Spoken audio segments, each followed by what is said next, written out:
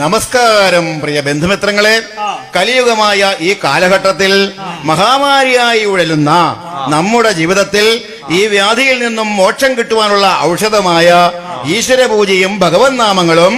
അതെന്താ ഔഷധം? അങ്ങനെ ഒരു ഔഷധമുണ്ട് ഈ നാമജപമാകുന്ന ഔഷധ സേവയിൽ കൂടി.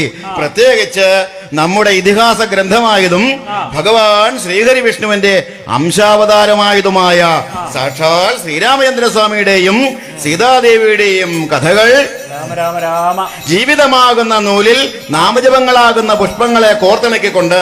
അതെ, ജീവിതമാകുന്ന നൂലോ? അത് പൊട്ടാത്ത നൂലായിരിക്കും. അങ്ങനെ ഒരു നൂലിൽ കോർത്തിണക്കിക്കൊണ്ട് കുറിച്ച് പുതുമനയില്ലം സഹോദരങ്ങൾ അഭിമാന പുരസരവും ഭക്തി ആദരങ്ങളോടെയും അവതരിപ്പിക്കുന്നു വിൽപ്പാട്ട് കഥ സീതാ സ്വയം.